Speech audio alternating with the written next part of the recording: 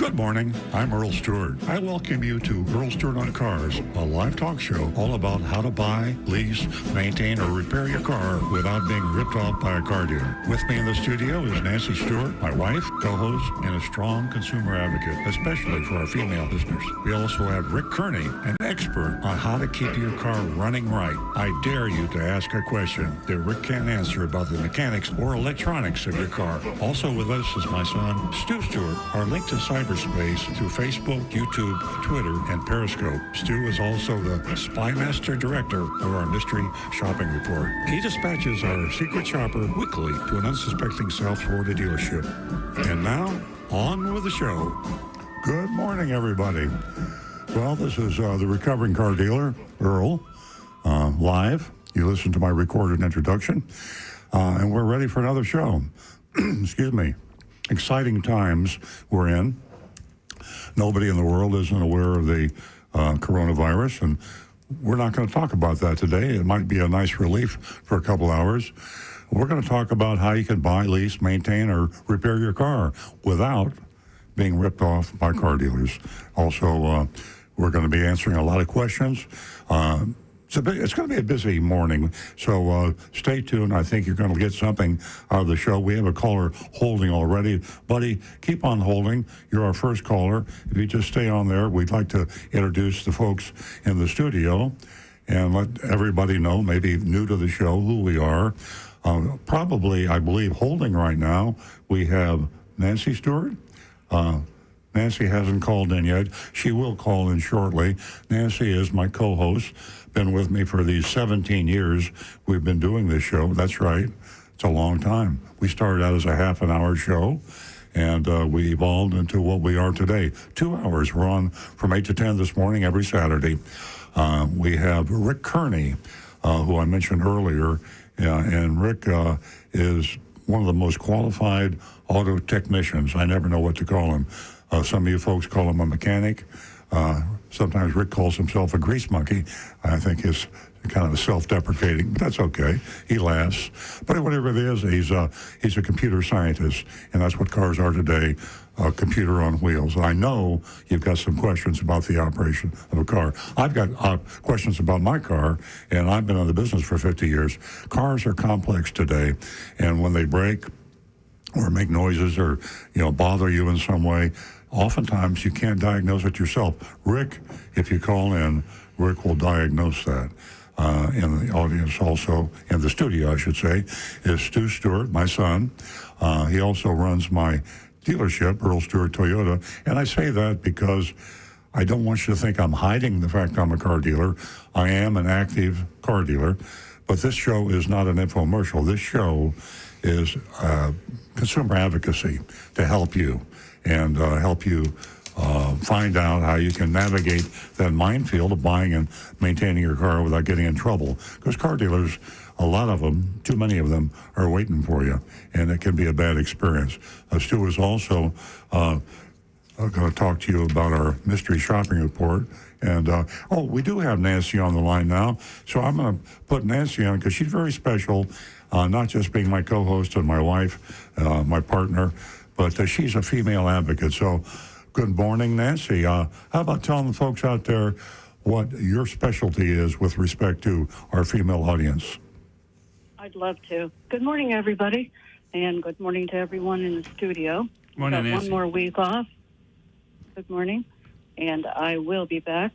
And I'm here this morning to let all of you know that I hope we're a great distraction for you this morning with everything that's going on. So it's going to be a great show, a great mystery shopping report. And ladies, I have something special for you as a consumer advocate. I kind of stay close to the ladies and what's going on out there and hear from a lot of you throughout the week. So I have a few texts to share with Earl Stewart on cars, and we'll get to those later. But ladies, this morning we have $50 for the first two new lady callers. Yes, you're pretty special. And I thank you for helping me build this platform for women. The show certainly has gone in a different direction, and we certainly have accumulated quite a few lady callers. So there you go. And if you would just like to share an opinion or ask us a question, you can do so by texting us at 772-497-6530. So, as I said earlier, it's going to be an exciting show. We've got a great mystery shopping report we'll get to later on in the show from Southern 441 Nissan. And Earl, back to you. Okay, Nancy, thank you very much. Let's talk a little bit about, we got a caller. Let's get to Buddy. That's what we got to do. Are you still holding, Buddy? Buddy, you on the line? I am. Good morning. How are you? Well, great. How you doing? Thanks for calling. Good. I've been listening to you for 17 years. Wow. That's a long time. I'm a geezer. I'm an old geezer. Oh, that makes two and of us. one thing I have found over time, that the car buying process gets nastier and nastier. Yeah. Why is it so painful? Yeah. We're together on that, buddy. I would think that it would improve. I think realistically it has gotten a little bit better, but not much. They still have. You'll see from our mystery shopping report later. It's a bad one, and you wonder how these dealerships exist today. I have a couple of specific questions. I'm in negotiation now. How much does a car dealer make on a $40,000 car? That's a great question, and it's a complicated question. And if you've been listening to me and you know me as you do, I'm not tap dancing here. I'm not going to try to give you a smoke and mirror answer. $2,000. The average, there's something called the gross profit, and that is what we mark up the car from our cost and sell it for car dealers, new car dealers. And the average markup, and if you want to include the finance insurance profit in there, then you're probably talking around somewhere $1,000. With finance insurance, probably around $2,000. Yeah, $2,000. We separate the finance and insurance. It is only added, it's not really added to the price of the car, but it becomes a cost to you. If you pay cash or you use your own financing, then the average markup is about half of that, which is about $1,000. So, and then if you look at net profit, because now you got your overhead expenses, you've got to pay the salesman a commission, you've got to pay your light bill, you've got to pay for your advertising. All these little expenses that are charged to the new car department bring the actual profit on a new car down to about $400, but that's in a successful dealership. Many dealerships, I'm going to say about half or more, don't make any money in the new car department.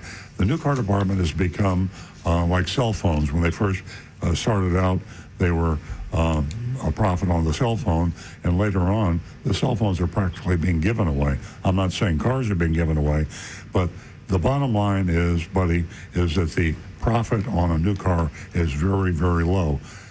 The bad part about that is it could be for buyer A very high and buyer B extremely low. We're talking averages here. An uneducated consumer can come in there and pay a car dealer $5,000 or $10,000 in profit. A very sophisticated buyer can come in and actually buy the car at cost or actually below cost. And I know that's a lot more than you wanted to hear, but I had to give you a complete, honest answer. So if you're negotiating a good deal for yourself, what percentage off the MSRP would it be? Would it be 10% off the MSRP, 15%? What would it be? Buddy, you can't use the MSRP discount criteria unless you are looking at the exact same vehicle and shopping and comparing. If you want to buy a Ford Taurus and you go to Ford dealer A and he gives you a 10% discount, you got to go to Ford dealer B and look at the exact same car and see what discount he'll give you. And be sure that you're looking at the MSRP and not the addendum label or the dealer list price, and get at least 3 or 4 of those. The biggest discount you get on that Ford Taurus will be your best buy. The reason I say that is discounts off of cars vary. A big truck can have a 25 or 30% discount. A small car, a mini car type of thing, could only have a 10% discount, a full discount over MSRP. What's the difference between an MSRP and a market value selling price? Market value is a smoke and mirror term invented by car dealers to make you discount the MSRP. The MSRP, manufacturer's suggested retail price, also known as the Monroney label, is the only accurate list, retail price. It's not a cost, it's a retail price. And it was put into effect in 1958 so that the consumer, the car buyer, new car buyer, would have an apples and apples criteria. You take the same year, make, model car with the same MSRP, and you can buy it from the dealer that gives you the biggest discount off of that MSRP. If you get a quote and they're talking about market value selling price, should you then say, that doesn't mean anything to me, I need the MSRP? Exactly. It's federal law that you know the MSRP. If a car dealer takes the MSRP Monroney label off a new car, he's subject to fine, large fine, thousands of dollars. They try to obfuscate, they try to hide it. They'll put a phony Monroney, I call them, a fake addendum label next to it. They'll call market adjustment, as you say, and they'll also add overpriced accessories. And they do. If you stay tuned to our mystery shopping report later in the show today, we shopped Southern 441 Nissan, and they added a $1,700 addendum label to the MSRP to smoke and mirror confuse the buyer. In giving a car buyer a quote, there are certain items that they have on the sales sheet that I don't understand. Mm-hmm. What are taxable fees, and in parentheses, estimated? What is that? That is, that's a great fine for you, buddy, because it's the newest term I've seen for the dealer fee. Years ago, they actually called the hidden addition to the cost a dealer fee. And when the dealer fee became a common term, they started going away from that and creating new terms. And they created new terms, which is they're all additional profit, hidden profit to the dealer. They call them doc fees, electronic filing fees, administration fees. But the very latest is what you just said, taxable fees. If a fee is taxed, it's not a government fee. If a fee is taxed, it is profit to the dealer, and he's just decided he wants to call it a fee and hide it and surprise you when you sign on the dotted line. What is a non-tax fee? Non-tax fee are legitimate. A non-tax fee is like sales tax or your license and registration that are paid to the Department of Motor Vehicles. Okay. They seem to always want, on top of everything else, they always want a dealer fee. Yes. A dealer fee. Yes. And according to Earl Stewart law, you never pay a dealer fee. Exactly, yeah. The whole purpose of the dealer fee is to hide it. Because when you advertise a car, you negotiate, you talk to a customer, they say, how much is this car? And you tell them, or you put it online. The whole process, you never see the hidden fees. And then when you're ready to sign in, oftentimes you never know about that because it's buried with taxable fees, electronic filing fees, tag agency fees. And so it goes through the computer and you sign. And when the smoke clears, and maybe the smoke never clears, but when you get home a few days later, you look at the paperwork and you find $1,000 or $2,000 and things you can't identify. And that's exactly the reason for the dealer fee. Boy, that's something else. That is. There's something else. I went to a dealer, and I wasn't happy with the quote, and he put it in writing, and then he called me, and he lowered the price by $2,000. Sure. This is over the phone, but he won't put that new quote in writing. What do you make of that?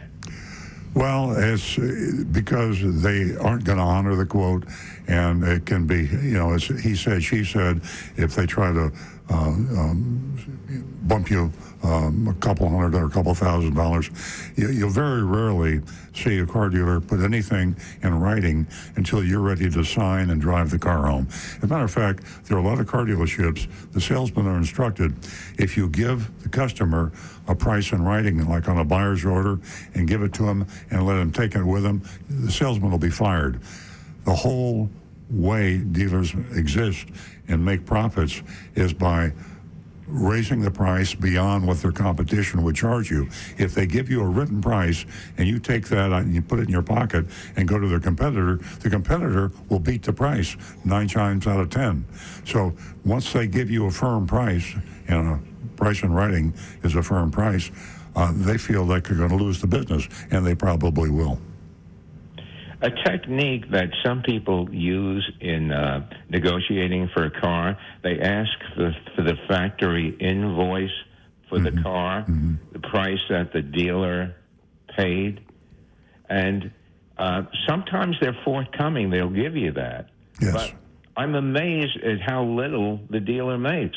According to that, there must be other incentives that they receive from the manufacturer on top of that, right? Yeah, buddy, Stu, my son Stu would like to answer that question for you.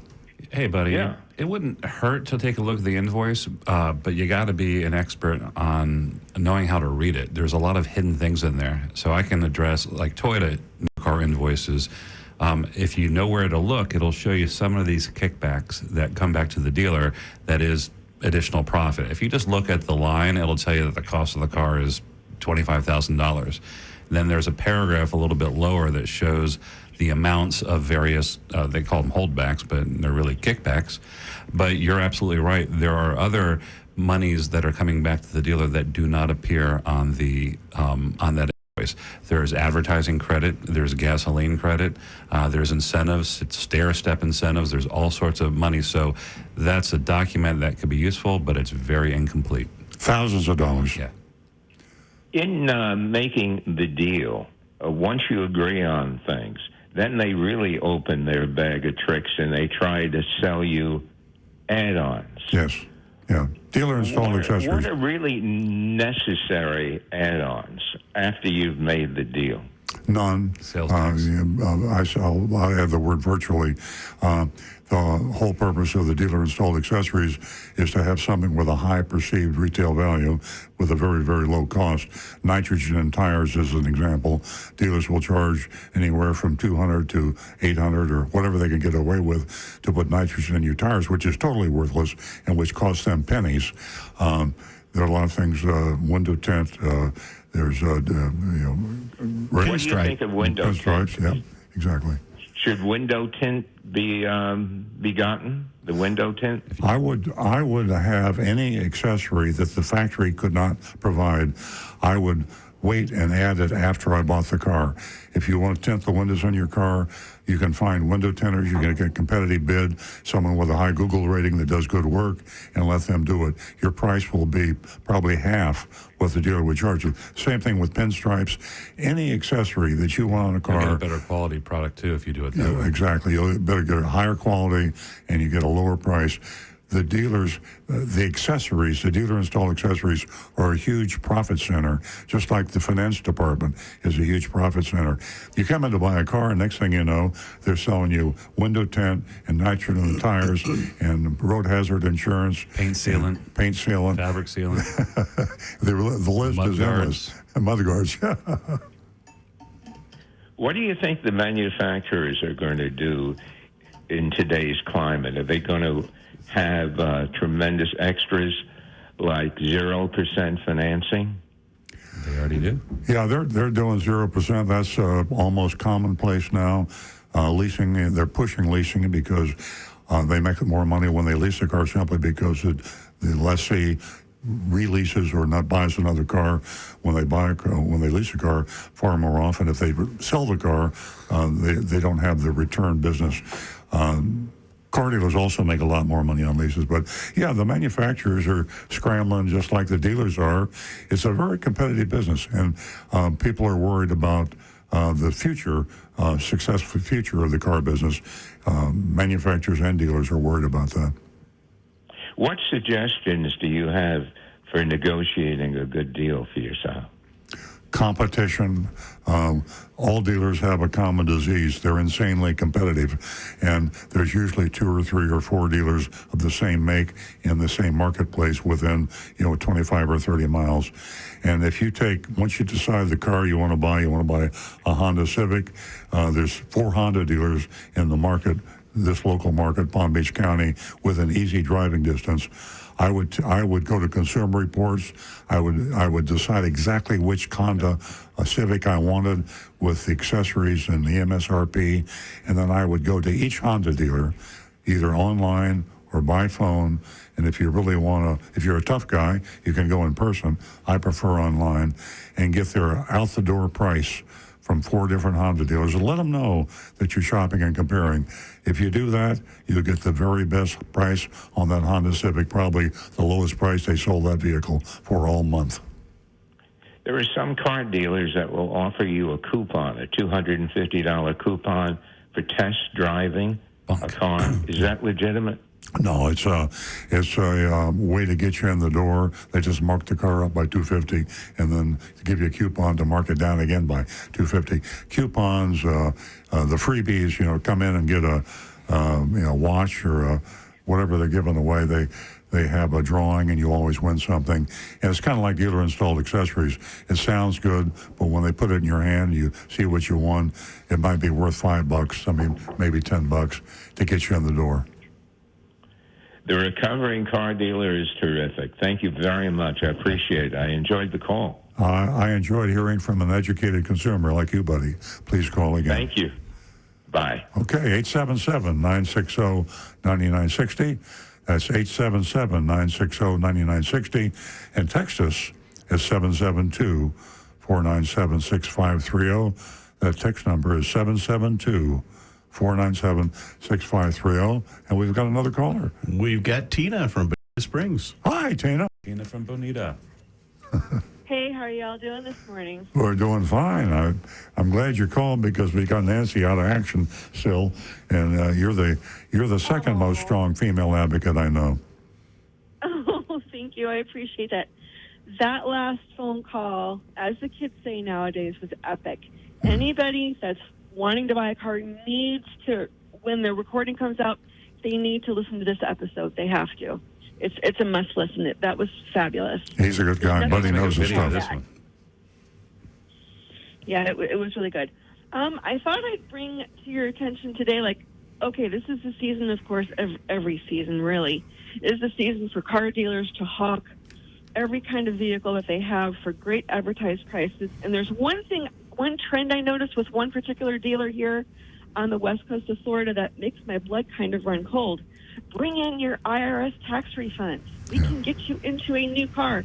And I'm thinking, this is, for one thing, it's taking unfair advantage of economically disadvantaged people. Yeah. I can't think of another term for that. But it's taking advantage of people that really don't have the money to be burning. Exactly. And once that tax refund is gone, it is gone. You are not getting one penny of that back. Yeah. And you could be paying all kinds of fees. You could be paying a high dealer fee.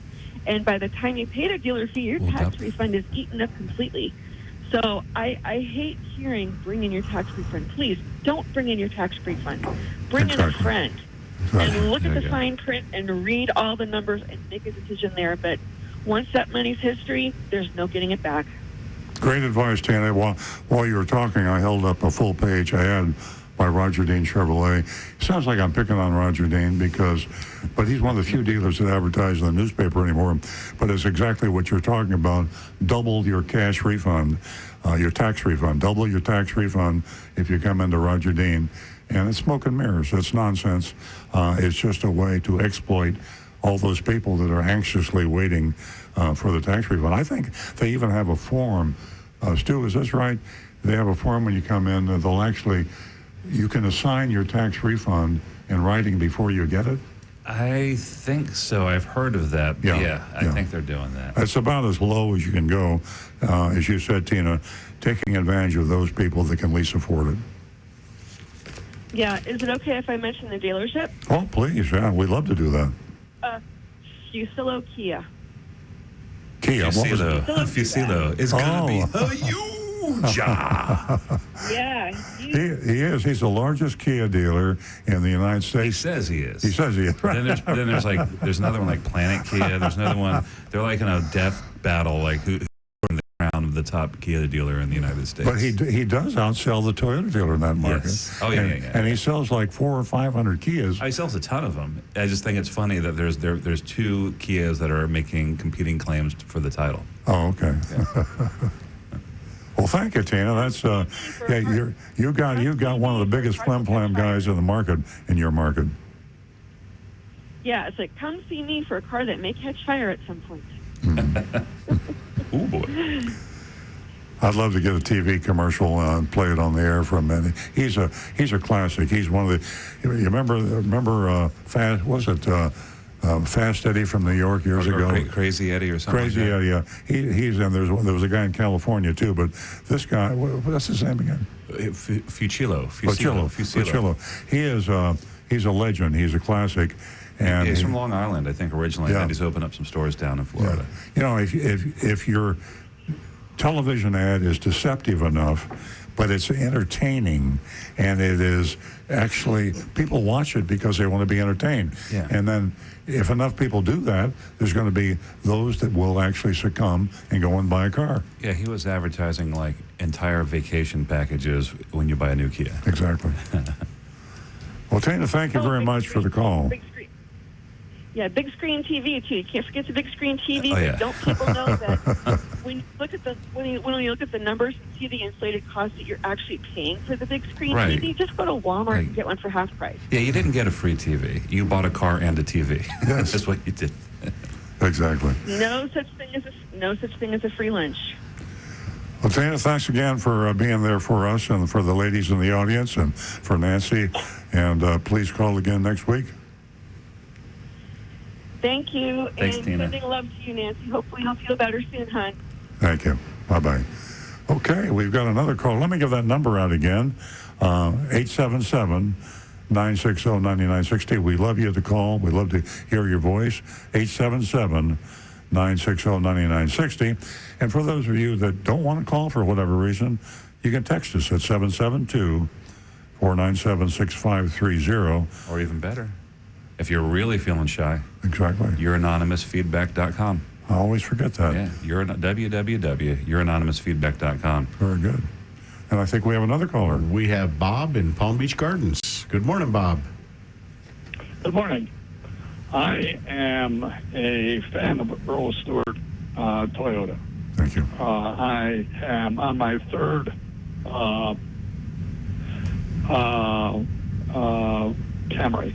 Oh, And I have a couple of points to make about that Camry. I bought that Camry last April 2018, used from your lot. mm-hmm. And there are two things I'd like to discuss about it. The first thing I ran into after driving the car was a rough shifting transmission. I went to my assistant service manager at your company, Mr. Goldberg, and he said, well, they have had software updates on that. In fact, we installed one in there before you bought the car, and there'll be more coming down the road. So I said, okay, I'll wait for that, and went along all right. Then in February of this year, for the second time that I've owned a Camry, I was backing out of a parking space at a restaurant and intending to go into drive. But before I could do that, the car kept going back, so I hit the brakes and nothing happened. Hit the brakes and nothing happened. This happened 4 or 5 times. Wow. Eventually I hit a car. And I had moderate damage to my Camry, which was expertly repaired by your body shop. It looks terrific. So what I did was I wrote a letter to Toyota. Well, actually, I called Toyota and explained the problem to them. And in 2 days, I had a call from a very professional lady who said that she was assigning a technician from a subcontractor in Michigan who would be talking to me before the end of the week. And he did. He called me. identified himself and indicated he wants to look at my car. He said, well, my car right now is at disposal at Earl Stewart Toyota. They're doing body work on it. Mm-hmm. Why don't you call a certain gentleman at Earl Stewart, and he will let you know when the car will be available. He said, fine. He did that. So they were through this period in very good communication with me, both your company and the inspector, about when they would be in to do it. So a week ago Friday, he came to your store, and he spent about 5 hours on my car. When he got through, he issued a report to me, which I got by email, which I cannot understand. But essentially what I kind of gathered from it was that there's nothing wrong with your car. So I called him on the telephone, very fine gentleman. He indicated that I could, and I asked him about what was the bottom line. The bottom line was I didn't find anything wrong with your car. The brakes worked fine. Mm-hmm. Well, he spent 5 hours on that car, and when he got all through, the car runs better now than it ever ran from the day I bought it. Wow. He smoothed out the transmission. Mm-hmm. I think on one of your prior broadcasts, Rick mentioned a certain word that you fellows used, sort of like a shock to the transmission, and it snaps it back into what it should be doing. Maybe I misunderstood all of that. But in any case, he did that, and I'm really totally satisfied with the car. Well, thank you, Bob. And I appreciate I just that. wanted to indicate that one to you. Well, I appreciate that. Yeah, it's really a very good car. I loved it when I saw it. And the other thing that I learned from you a few weeks ago was that if you bought a white Camry, or maybe any white Toyota, Mm-hmm. in the last couple of years, 18 and on up, be aware of the fact that you may have paint coming off, Mm-hmm. in which they will, under warranty, fix it for you. Yes, that's I'm not worried about that. I'm sure they will. I'm sure you'll honor it. yeah. The other thing that did impress me, Earl, was the fact that Toyota was very earnest in what they did. They didn't delay anything. Mm-hmm. They didn't stall. They went right on it, and they got here a guy. As soon as that car was ready to go, before it had even been cleaned by your cleaning people, because it was very dirty inside, naturally, because of all the work they had to do on it, including welding and that sort of thing. He got in there and he did his work, and I'm really thankful for that. Well, Bob, so thanks. That sort of I just wanted to let you know that maybe Appreciate it. listeners who may have had that problem, because I ran into that problem once before with the 2008, Mm-hmm. and again they indicated there was nothing wrong with the car, and I'm not going to say they're whitewashing. I'm sure they're not.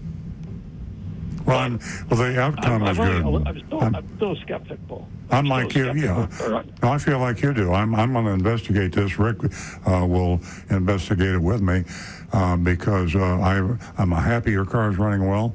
I can see the concern. I'd have the same concern, and we will investigate this, and hopefully we'll have an answer for you next week. We'll talk to the service manager, the technicians.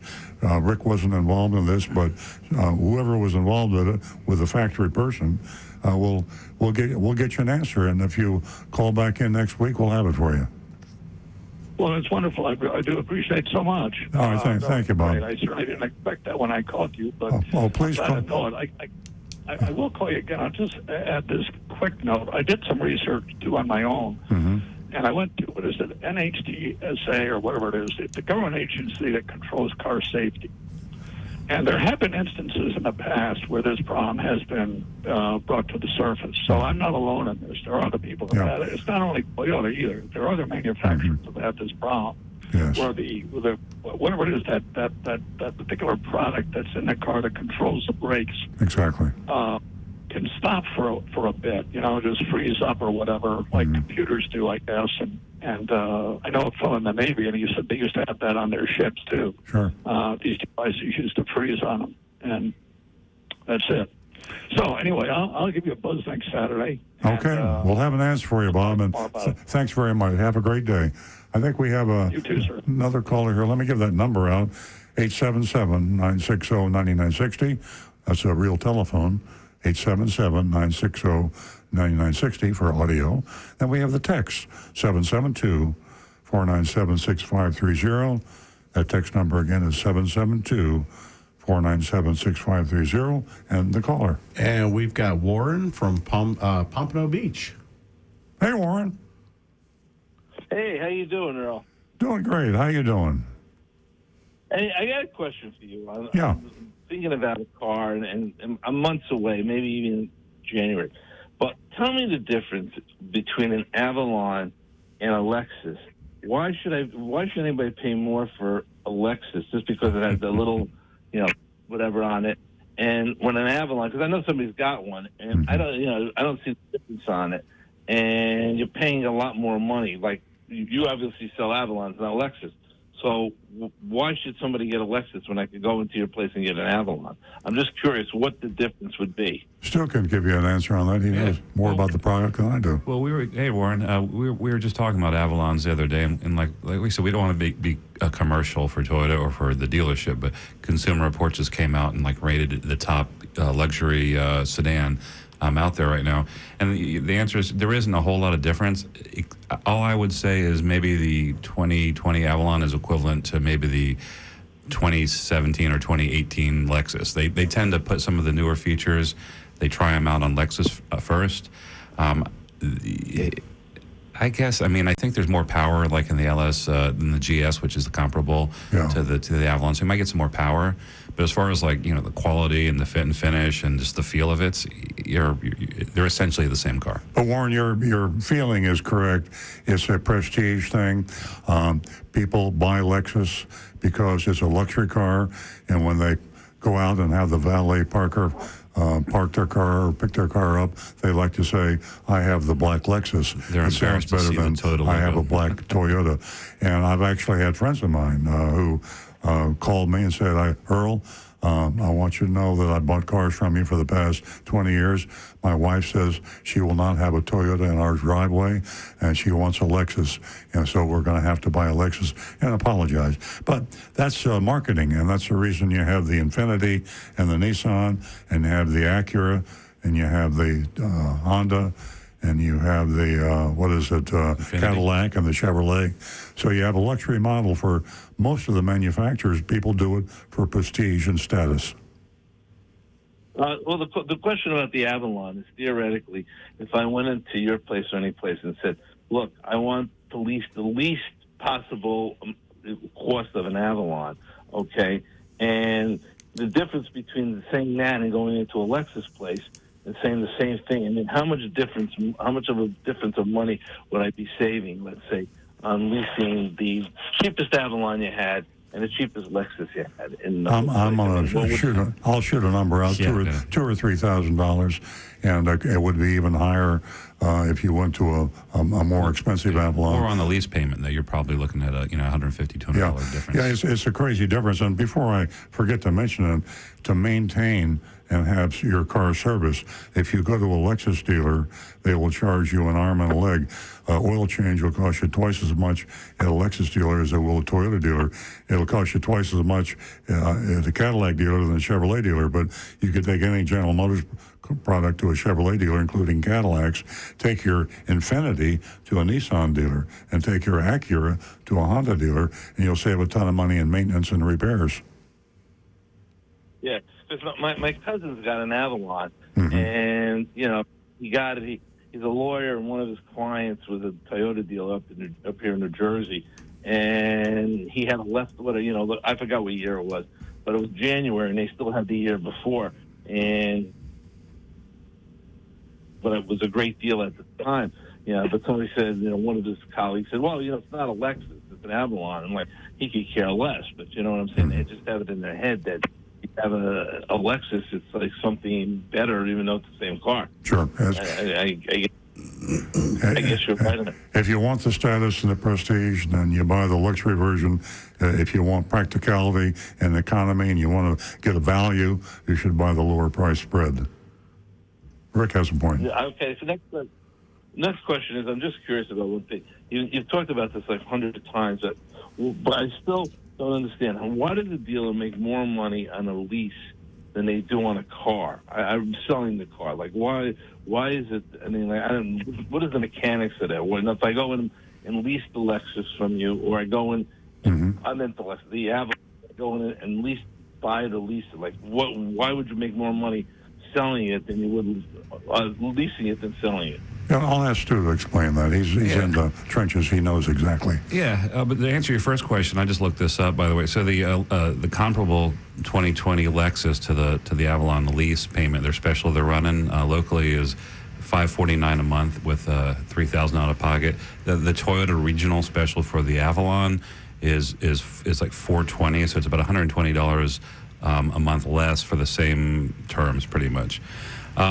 The reason why dealers make more, there's a couple of reasons why. One, Earl already mentioned, is that in the long run, people come back in and turn the car in every 3 years, and they get a chance to, as opposed, what is the normal ownership, like eight years now or longer? Probably 48 months, 50 months. Yeah, so, but the main reason is because the way leasing is presented to customers, dealers tend to focus just on the payment. The selling price isn't really a factor that ever comes up in a conversation. It is disclosed to you in the finance department, and that the cap cost, as they call it, is actually the selling price. The way you can avoid the dealer making more money than necessary is to treat it like a purchase, and you negotiate using competitive bids. You negotiate the actual purchase price. And then once you have established that, then you say, all right, tell me what it is to lease it, and you tell them how much money out of pocket you want to come, and I wouldn't recommend going more than a couple of thousand. Warren, another reason that is more profitable to the dealers is there's a lot more opportunity for the smoke and mirrors. You charge a lot more hidden fees when you lease a car. First of all, the lease payment advertised, you can never lease it with a zero out of pocket. Leases were invented for people that didn't want to come out of pocket. They all wanted to make a monthly payment. And then the dealers took the lease, which was a good thing if you could just make a monthly payment, and they bury down payments and they bury other fees in the fine print. So when you lease a car, the first thing happens, instead of just a dealer fee or a hidden fee that the dealer normally charges on the sale of a car, you have an acquisition fee and the dealer fee. So you pay an acquisition fee for close to $1,000, and you also pay a dealer fee. So there's two hidden fees. And when you dispose of the lease, you're going to have to pay a disposition fee unless you lease another car or buy another car from that same manufacturer. So they blackmail you to stay with them and buy another car, else you'll pay disposition fee. And then on top of that, you're going to have to pay any kind of a ding, dent, stain, anything above normal wear and tear on that vehicle. If your tires are worn too much, if you have a scratch, if you have a stain on the upholstery, it is not uncommon to get a bill from the leasing company for $1,000 or $2,000. So there's a lot of things that you don't know about that are hidden below the radar. Another one is the over mileage fee. When you lease the car, most people don't even know what the allowable mileage is. That was in the fine print. It could be 10,000 miles. It could be 15,000 miles. It could be 7,500 miles. And they can charge you 25 cents a mile when you go over that, and you don't realize it till you turn the car in. You can get a bill from them on over mileage in the thousands of dollars. So leasing is only for the very astute, very educated, very careful buyer, I should say, lessor. Well, I think I mentioned to you this last week because it did happen to me. And the only way, you said I was pretty sharp on it. And the only reason why I had the Ford Taurus that I have now, and I hadn't planned on driving much back between New Jersey and Florida. I did a couple times, and I ran over like 10,000 miles. Right. So when I was talking to them about the car and everything, and they looked at, there was some damage or some chips and paint. So I just said, well, forget it. I'll buy the car. I mean, why should I do that? But I just want to say, buying the car was as simple as could be because I don't remember how I got in touch. Whoever owned it, the bank or whatever, the finance company, whoever owned it. All I did was send me a bunch of papers. I filled it out, sent it back to them, and they sent me. I didn't remember the interest rate. They sent me a payment book, and it was like the simplest. It was easier than purchasing a Hershey bar. It was just go in. Fill out. They mailed the paperwork, and then went back to them, came back to me, signed it, and the next thing I know, they gave me the book, and I had the car. Sure. I just figured I'm not paying all those all that stuff. And the dealer kept calling me and said, "Well, do this," and I said, "Forget it, it's done already. I bought the car, and 2 years from now, maybe I'll sell it and lease another one or buy another one, which I still have the car anyway." Warren, you're right. You're an educated consumer, and you got it figured out. You're 100% right.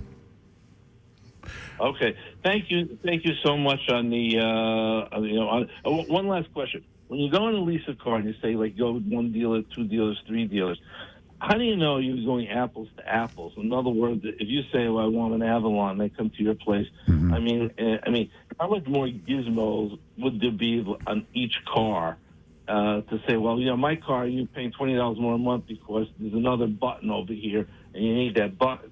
I mean, how do you know? MSRP. Match the MSRPs. Exactly. It's identical MSRP. And don't vary from that $1. Pick the year, make, model car you want, and then shop the MSRP with a lease with 3 different dealers. But also hold constant that any down payment, any out-of-pocket expense, be sure you hold that constant. And the number of months. 36-month lease, you can't compare to a 48-month lease. So miles. And also your mileage allowance, exactly. But that affects the residual amount, which will affect the payment. Well, the residual, as long as you're doing MSRP and all the other things are being held constant, the lowest payment will get you the best deal. Thank you very much, Warren. Guys, thank you very much. Appreciate the call. I enjoy your show. Thank you. Bye-bye. 877-960-9960 is a call-in number.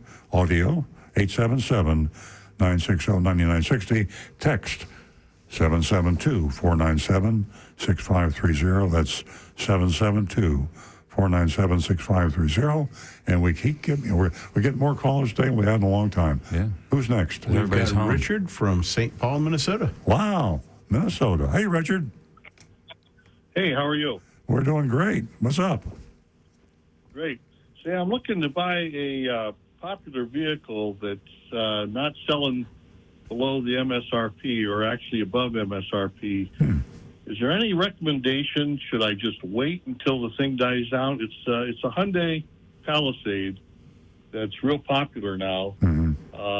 Any recommendations? Do I just wait until the end of the year or what? Well, you might have a problem with Hyundai because they closed the plant in Korea, and I'm not sure what the availability. Yeah, not to take advantage or be crass about the current situation, but car sales might be slowing down this month and next month because I would always wait. I can't even think of any vehicle that I can remember that was a hot selling car that was being sold over MSRP where that situation stayed very long. Usually it cools off. And, unless you absolutely had to get a car, your car was totaled and you had no choice, I can't think of a reason to buy a car over MSRP. Richard, here's an example, is the Toyota Supra that came out a few months ago, and the prices that dealers were charging for the Supra were tens of thousands of dollars. Double MSRP. MSRP. Double the MSRP. And within three months, now they're being discounted sharply, and dealers have an inventory of Supras. We actually have a factory incentive on them now. Yeah, factory incentive. $1,000 rebate. So that's one of the most extreme examples when the first guy that bought the Supra and walked in and paid $20,000 over sticker, and now he can buy one for $500 over dealer cost. There's an example of how waiting on a high demand, low supply car will pay you off in the long run. Okay, great. I'll just hang in there. I'm surviving with what I've got, and I'll just watch the. I'll just periodically check and see if they have any incentives and act on it when it happens. Well, thanks, Richard. Calling up. We love out-of-state callers. Minnesota. I don't think we've had too many Minnesota callers, so please call again. Okay. We have a YouTuber here. We've got Banhammer1488 is asking, can anyone make sense of this? A car listed as new, but a loaner at the dealership. And Rainbow actually gave a partial good answer here. If the title hasn't changed hands, then they probably consider it new. Once the title goes in a new name, it is used. Could you give a better explanation on that, Earl? I can't. That's a perfect explanation. It's unfortunate that there isn't a better legal terminology for new and used. There should be, because you can have a new car with 100,000 miles on it if it's never been titled. And to me, that's just nonsense. So legally, there should be some transparency. In Florida, and I can't speak for Minnesota or any other state, in Florida, a dealer is supposed to tell you when you take delivery of the car and have you sign a form acknowledging that this was a demonstrator or a loaner car or something else. But the title will show a new car. Yeah, there's rules they got to follow to make sure that your warranty is not impacted. And manufacturers, you actually report that vehicle to the manufacturer as a demo. And then on the buyer's order, in Florida at least, you'll see up the top of every buyer's order, there's 3 check boxes. One says new, one says used, the other says demo. If they mark it new and it has miles on it and it's not being handled by the rules, that's not good. They got to follow the rules. Okay. I think the phones are quiet temporarily. We better jump on the text. All right. We'll start with your anonymous feedback. Says, the state of Colorado, we got a caller? All right. Okay, let's take the caller. Callers take priority because you don't want to wait too long. Sometimes we tie up the switchboard. The phones are burning today. David in North Palm Beach. Hey, David. Hi there. I have a question for Rick, please. Okay. I have a 2007 Solara. Car was parked for a week. I got it in it a week later, and the car does not go into gear. It did not leak fluid. The fluid is pink. It seems like it's an electrical problem. Can I have any answers there? The shifter moves, but the car will not. The shifter, correct. The car starts up, shifter moves. You can start it in any gear, so that you can start it in drive or reverse. Could this be the neutral safety switch? No, I'm going to say most likely it's your shift cable or something in the shifter has broken, because the neutral safety switch is actually down on the transmission itself. So if it can start in any gear, that means the shifter portion on the transmission's not moving, even though the shifter inside the car is. Okay, makes a lot of sense. I think you answered my question. Appreciate it very much. Thanks for calling, David, and please call again. Thank you. Okay, we're going to get to the text now, I think. Yeah, back to this anonymous feedback. It says, the state of Colorado pulls ahead in the 21st century and will allow electric vehicle manufacturers without dealer franchises to sell directly to consumers. This is in Colorado. New law, it says. The caveat of the new law for 20th century car makers is that the manufacturer of electric vehicles must be a sole EV manufacturer without any gasoline or diesel cars in its past. The EV maker Rivian will be able to take full advantage and sell to consumers without the outdated dealer model. Thank you. And it's signed Stu's long lost son. Wow. It's you, Jeremy. Let me tell you something. Where have you been? let me say this. This is huge. Yes. And I hope there are a bunch of car dealers listening out there. It's a crack in the dike is what it is, yeah. Yeah, this is a crack in the dike for sure. And I want to verify this. I accept it. It makes sense. It's a good thing. And it's kind of a double whammy. It's going to force some manufacturers to rush into being all electric sooner. And it's also going to allow the Tesla model to take place in all the states. In fact, they'll even allow Tesla to open brick and mortar dealerships. I'm not sure how many they're going to want to open. Boutiques. But, yeah, whatever it would be. But the reason that this is breaking news and so exciting and such good news for the consumer is that the car dealers today are grandfathered in with archaic franchise laws in all 50 states protecting them. They're bulletproof. A car dealer can get away with almost anything, and they do. And that's the reason car dealers do such a deceptive thing when they sell you a car or maintain or repair your car. And that's why Earl Stewart on Cars exists. In fact, it's kind of sad because if this were the case all over, this show wouldn't exist. We wouldn't have to help you because when you bought a car, it would be like a Tesla experience, and which is, I personally have experienced that. I never went through and actually bought it, but I've actually considered about buying a Tesla. And the whole experience is absolutely delightful compared to what you'll see in mystery shopping reports on this show. A little more like buying an iPhone than buying a car, Good. Ford or something. Good example. All right, moving along, more anonymous feedback. Will you be closing your dealership to help our community stop the spread of the coronavirus? Actually, we are not closing our dealership, but we have taken some measures to ensure the safety of our employees and our customers. What we're doing is we are paying all of our employees if they feel they may have a cough or a temperature or anything that suggests they might have the coronavirus, they get full pay. So no matter whatever their average pay was last month or whatever average we calculate, they get paid. They lose nothing by going home. No disincentive to stay at the dealership. Erring on the side of safety. Because that's what's going on. I mean, sorry to interrupt. I'm saying that's the scariest thing is that when people facing a financial hardship, they go to work anyway or they put themselves in a situation. So. Yeah, they feel like they have to. They're afraid, which is worse, not being able to have a paycheck so I can take care of my family and buy groceries or risk spreading the virus. Also, we've taken kind of a extreme measure. We are also sending our customers home who are sneezing and coughing.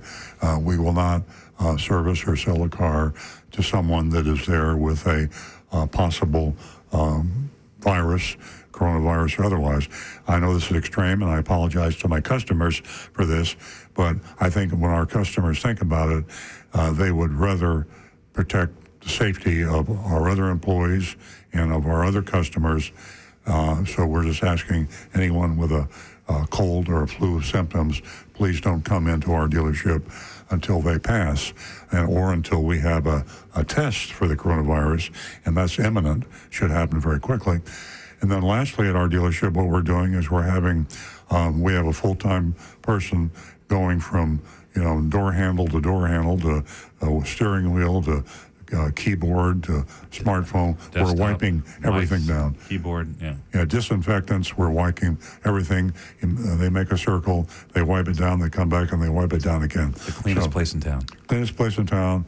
And we think as long as that works until our employees leave, if we have everybody leaving because of flu symptoms, then we will close. But that hasn't happened so far. We've only had 2 or 3 leave, I believe. Yeah. Just out of precaution. Okay. The process is working. 877-960-9960 is the call-in number. 877-960-9960. And the text number is 772-497-6530. That's 772-497-6530. And we still have feedback. Got a bunch. Yeah. Good morning, Earl. I feel that your show is lacking a minor detail, the details of a car purchase progression. You mentioned reading consumer reports, obtaining 3 or 4 out-the-door quotes, and researching independent financing. That's at the start of the process. Then you mentioned the box and declining options, services, and arbitration. Is there something to watch out for in between? Is there something after the box to trap consumers? Thank you. After the box, that's the Finance and Insurance Department. That's pretty much it. I think that one of the reasons we have Rick here is because of the hazards of maintenance and repair. And so after you buy the car and finance the car, then you have to maintain it. And we do talk on this show a lot about being sure that you only pay for factory recommended maintenance, that you do not go with the dealer recommended maintenance. So that's a hazard you have to watch out for. With the repairs, you have to be very careful because you can be given a high price, just like on a car.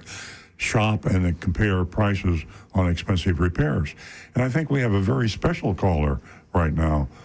Is that is that the same Nancy? It is indeed. We have her back. Hello, Nancy. Good morning. Good morning. I have a question from Bree, who's a longtime listener of the show, and she read an article this past week. I was going to go ahead and text it, but it's a little too complicated. She more or less wants the stamp of approval from all of you, especially you, Earl.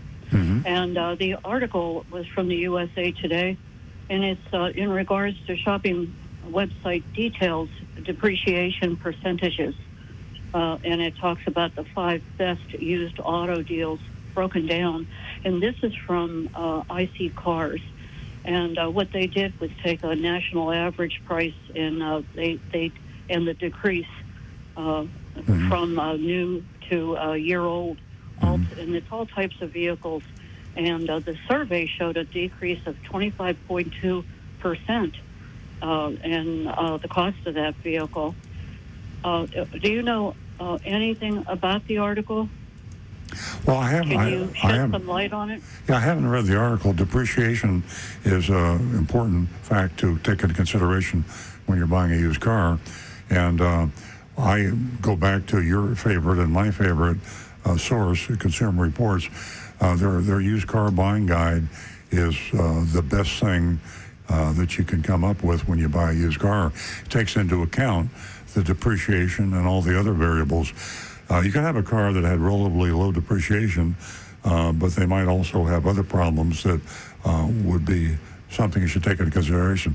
If you see the top 10 used cars recommended by Consumer Reports, and they break it down by price class, above 10,000, below 10,000, 10 to 20, whatever, and you can really get granular with a specific used car you want and search for one of those. But depreciation is very important. I'll give you a good example.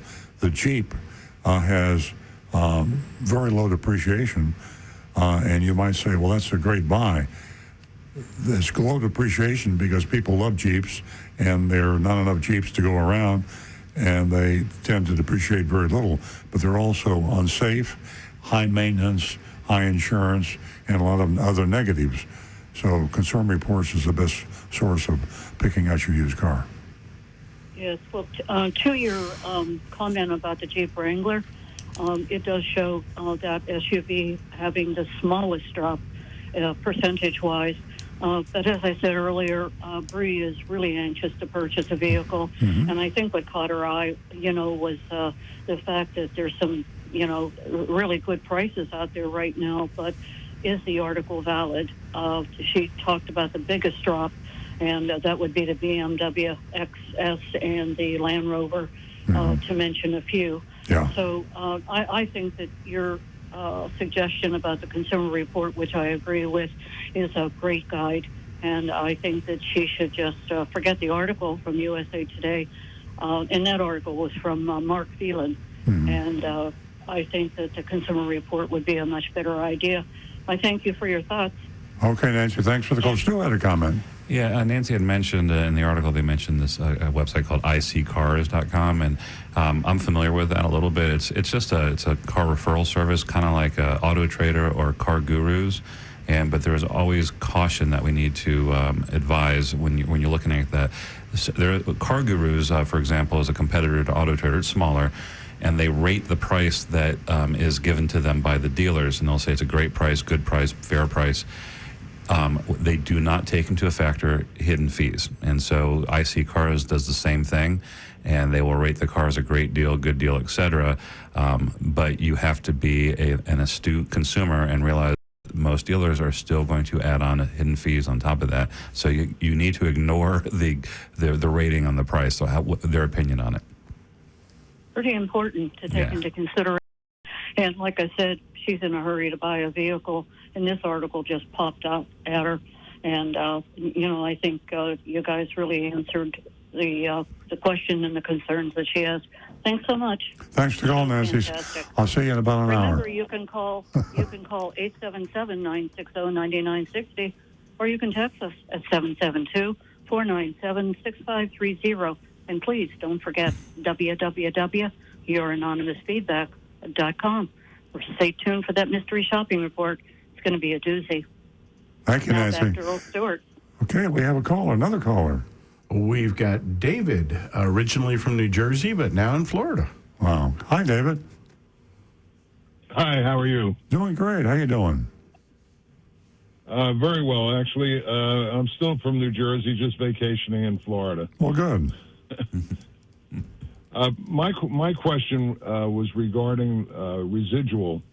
The residual is very important with regard to the final leasing price of a vehicle, I believe. Yes.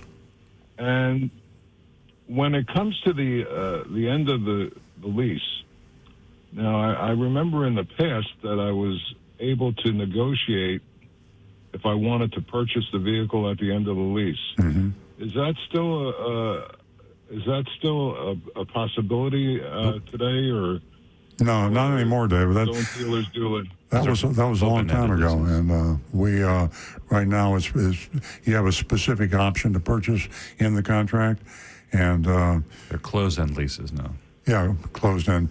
Well, yeah, and but even before in the closed-end leases, there was a little bit haphazard about the way cars were bought and sold, and there were some lawsuits because the leasing companies were accused of not honoring the option to purchase. It's a long story, but it's really nailed down pretty hard now, and you have that one price in the contract. That's what you can buy it for, but they also charge you a fee to exercise the option to purchase, so it's not nearly as good as it once was.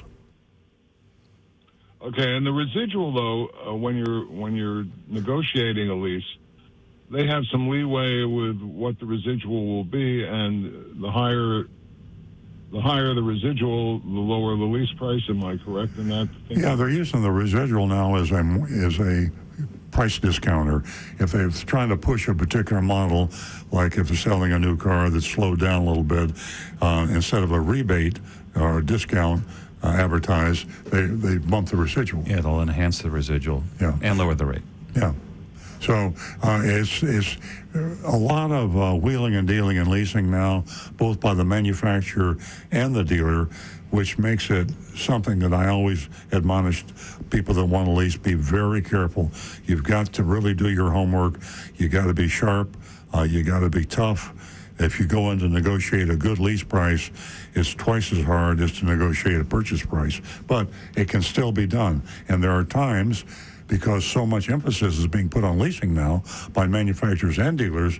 Why? Because they make more money, both of them, that your choices out there are greater with leasing. So you might be able to get a better deal if you lease a car if you're really tough, but it's also a lot harder to do. Well, I agree with you wholeheartedly that you really have to compare apples with apples and oranges with oranges, and visit several dealers. Mm-hmm. And I'll tell you, I consider myself a pretty good negotiator, but even after I negotiate the best price at one of the dealers and I sign all the contracts and I walk out the door to my car, I say, okay, now how did they get over on me? Well, you're better overly skeptical, and every now and then. If you look, it's interesting, if you look at the sales of all the vehicles in a dealership for a month, you can look at the same model for that matter. The profit the dealer make will vary by thousands of dollars. In other words, Tom Jones came in and he bought this Honda Civic, and they made $1,000. Mary Smith came in, and they sold the exact same car the next day, and they made $2,000. And a little old lady, and pardon the expression, I don't mean to be deprecating in any way, but disrespectful or whatever the word is, they made $10,000 on the little old lady. It's a terrible system because the salespeople are commissioned, and they're armed and trained to make as much money on every person that comes in the door. And the least sophisticated, the less educated, the English language impaired, the very young, the very old, these are what I call victims. They come in, and they're the ones that'll pay the dealer a $10,000 profit on the same deal that David, who is a sophisticated buyer, you'll go in and he'll make $100 on you. He'll make $10,000 on the grandmother, and he'll make $100 on David. That is the way cars are sold. Okay, well, thank you very much for your answers. Thank you, David. Appreciate the call. And I believe we have YouTube. Well, it's kind of a continuation. Banhammer, 1488. He had to take a phone call, so he kind of came back with some more information here. He says 2,000 miles on a new Silverado, and he had to get the salesman to acknowledge that it actually wasn't brand new. And he says he's going to be lowballing them on Monday to see what's what. He says also, I got that, well, that's why it's so low over the phone, smoke and mirrors. Please come into the dealer and we may be capable of dealing face-to-face, but not an email. Yeah, it's typical. You want to get them on the door. They don't. Oftentimes, salespeople are ordered and prohibited, and they can be fired for giving a legitimate price over the phone. Always, you want to get them on the door, and that way you can play your smoke and mirrors game and bump the price thousands of dollars. On cars that have 2,000 miles, that is not a lot of miles on a new car. And it will be added to the manufacturer's warranty, and you should be sure it is. If it's a demonstrator or even a service loaner, and oftentimes a new car in stock will have miles on it. 30 or 40% of the vehicles that are sold today were not in that dealership you bought it from stock inventory. He got it from somebody else. Our dealership is in North Palm Beach, Florida. We will get cars from Jacksonville and from Orlando and from Tampa. So we'll have 200-300 miles on a car. It's fairly common. It is a new car. That is taken into consideration when you buy it. So if it's a 36,000 mile warranty and it had 300 miles on when you bought it, you get 36,300 miles. Be sure they do that.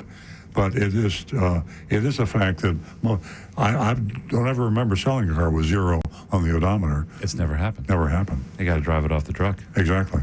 Okay. So what if Banhammer goes in and he's fighting for this Chevy Silverado, which you always say trucks have a bigger discount available that a consumer can fight for. Huge, yeah. With 2,000 miles on it, just a ballpark idea, what can he really expect to maybe get out of them? He isn't probably going to get anything out of them because they had 2,000 miles on it. He can use that as a focus. Yeah. But as far as the dealer's concerned, especially if this is a low supply, high demand truck and they only have 2 or 3 in stock, he's going to sell that one with 2,000 miles on it for as much or more than he'd sell one with no miles. But he's probably more motivated to sell it because if there's other cars like it, another Silverado at a facing dealer, so they definitely want to. They don't want that high mileage car to sit on a lot. So if you tell them that you have you're working a deal on a car with no miles or less miles, 100 miles on it. Yeah. If you're hung up on miles, which I don't think you should be. As long as the car is pristine and there's no road damage or anything like that to it. If it's a real nice car and it's got 2,000 miles, you're going to get 36,000, 38,000 mile warranty. But the psychology of it, if you get 2 identical cars side by side, one's got 2,000 miles, one has 7 miles on it. Yeah. I think the guy with the higher mileage car is going to have to discount that car a little bit more. Use that against the salesman and negotiate. Good. Sounds like some good weapons. And we have Howard in Jupiter. Howard. Hello, Howard. Hello, Howard. Can you hear us? Yeah, I hear you loud and clear. And I hope Nancy's doing better. She's doing better. She'll be in next week, I'm pretty sure. That's great. I'm glad to hear that. Okay, here's my question to you. This is concerning Toyotas, not your dealership, Toyotas in general. I noticed I have a 2017 Camry. And then there was a new vehicle that came out, 2018, 2019 is practically the same, 2020 is practically the same. When will a real change be made to the Camry? I am told that about 2021, top to bottom. I'm told 2021 is a body style change. Usually they used to do every 5 years for the car total overhauls. And then they kind of accelerated that process. I remember we had the 2014 Camry, which is new body style. Then the 2014 and a half, because nobody liked the 2014.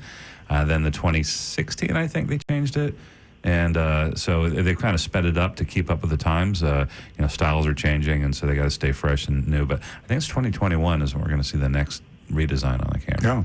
Do you have any idea what new features there will be in the 2021? It's going to be a flying car. No, just kidding. I hope it. We know that. Maybe amphibious. No, I don't know. Here's my my prediction is that we're going to see more technological features, some nifty stuff we haven't heard about yet. Probably better fuel economy and just a new styling is probably what we're going to see. Maybe a little more power, smaller engine. They just kind of get more efficient, and yeah, there'll be improvements. I mean, it'll probably look a little bit different, and they might do more hybrids. You know, they're trying to. Rick's got something. How about the wireless CarPlay for Google and Apple? Yeah, no, I really hope they better do that, because there's one Toyota model that has the wireless CarPlay, and not to go off on a total tangent, but the Apple CarPlay is the coolest thing I think that's come down the pike for vehicles, because after the history of like how terrible the infotainment systems are, Apple CarPlay is awesome. You still got to plug it in with a cord to your phone, but there are more cars out there that, well, in the future it'll be more available where you don't even have to plug it in. It just hooks with your phone, and it's pretty neat. It'll be something. It'll be exciting, I promise you, Howard. Yeah, what is the story with the Supra? I have a nephew that wanted to buy a Supra. I guess I talked him out of it. Well, you know, it's interesting. Consumer Reports actually recommends it as a sports car. Yeah, they gave it a very high rating, and it's just supply and demand. You know, cars are not exciting anymore. You got SUVs and trucks are exciting, and crossovers are exciting. The sports cars are just not exciting. And you have a limited number of people. They were the first time, you know, people that have to have the first vehicle on the street, and that population is diminishing. So when the Supra came out, the price peaked and then it crashed. I mean, if you bought a car on speculation, the Supra, you really cost you a lot of money. You can buy a Supra dirt cheap now, but it's a great little car. I bought one. Yeah, I don't want to drive a Supra because it's hard for me to get in and out of. That's my workout routine. I can get in it, but I can't get out again. Well, you go to the gym, and that's how you work out. I work out by getting in and out of my Supra. Yeah, well, that's great work, but I'm too old. It's fun to drive. I wanted to charge my nephew, I think $1,000 over the MSRP. Nah. I told him to forget about it. This was a year ago. You can buy it for cost now. Yeah. I mean, they were doing that. And, you can buy it below cost now. Yeah, I'm sure your dealership didn't do that, but they were doing it in Brooklyn. Really hitting people.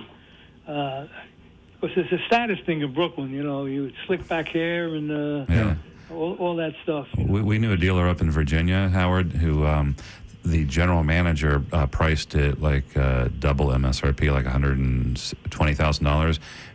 The news article came out, made national news, and the guy that owned the dealership flipped out and almost fired the general manager for embarrassing him.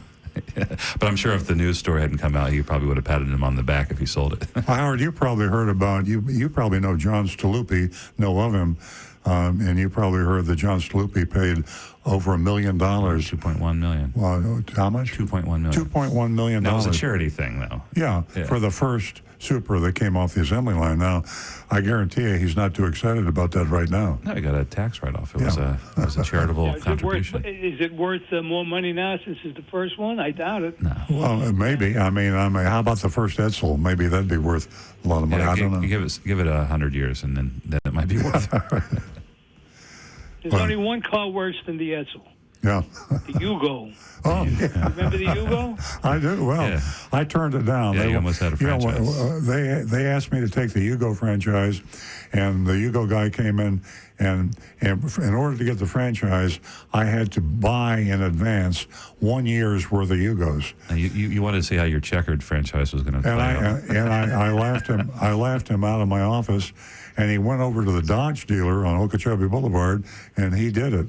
And he became a Yugo dealer. So it's, you never know. Okay, very good. Thank you very much. Thank you, Howard. Have a great one. 877-960-9960, 877-960-9960, or text 772-497-6530, 772-497-6530. We better catch up on these texts. More anonymous feedback. This is a good one. Could be dangerous. In your opinion, Earl, what is the absolute worst, in caps, the worst car dealer in South Florida, and why? Gosh, that's Napleton comes to mind. Greco, let's bring them all up. Greco. Roger Dean's giving him a run for the money. Yeah, I hate to pick on Roger. Roger's passed away years ago, and his daughter is running the dealership there. It's hard to say. I mean, let's not say worse. I think that's too judgmental. Let's say practices that we've uncovered that we find to be very consumer unfriendly run rampant at the Napleton and Greco dealerships. Yeah, Fucillo over in Tampa. Yeah. And there's always, you just when you think you found, listen to the mystery shopping report that's coming up very shortly and tell me if they should be a candidate, because we've done them twice in a row and we haven't seen much improvement. Okay. Here's another one, a topical question. Will hand sanitizer ruin the leather on my steering wheel? Let me answer this one. Okay. Probably not. Just don't let your hands dry thoroughly before you put it on there. It does have alcohol in it, and alcohol will dry out. Yeah, we all got it. We each have our own little bottle. Here, look at I got. That was for the microphone. Disinfecting wipes. No, it's got alcohol in it, so it will dry out leather and things like that. So just make sure if you put it on your hands, just let your hands dry before you grab your steering wheel. Okay. That's my expert opinion. We'll skip that one. Oh, was it insulting?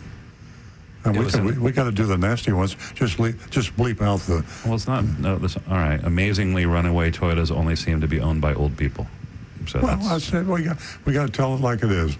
And we love selling Toyotas to old people because old people have the money and they're nice. And they're smart. And they got experience. Yeah, so we'll have a old folks sale or something. Okay.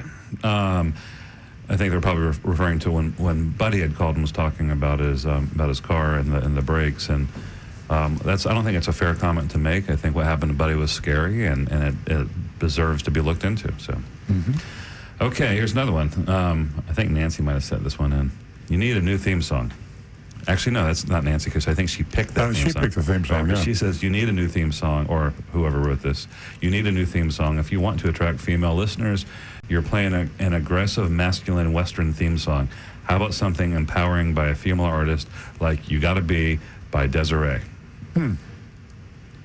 Well, I don't know that song. We'll talk to Nancy about that. She's in charge of... The other issue is the trademark and copyright thing. Like, I think we get dinged on Facebook whenever we play the good and bad and the ugly. Yeah. But, who knows? Okay. Text. We have text coming in, too. Oh, this is kind of cool. So last week we had somebody on anonymous feedback say they got this incredible deal up in New Hampshire on a new Corolla. And I indicated I was skeptical about the deal they got. I remember, yeah. So they said their total outfit was $21,999. Anyway, I had some back and forth, friendly back and forth with the texter in the last week, and he sent me his buyer's order. And there was a mistake. He accidentally said it was $21,999 out the door. It was actually $23,900, so it was a couple of $1,000 higher. And in New Hampshire, they're sales tax exempt. They also don't have the Southeast Toyota administrative fee, which all new Toyotas in our area in the southeastern United States have. That's $1,000. $1,100, yeah. And then the regional rebate in our area is $500. Theirs is $1,500. So when we did all the math together, he got a fantastic deal. And I got to say, it's not practical, but if you want to buy a new Toyota, go move it to New Hampshire because it's. Really? I mean, I have not seen a deal like that.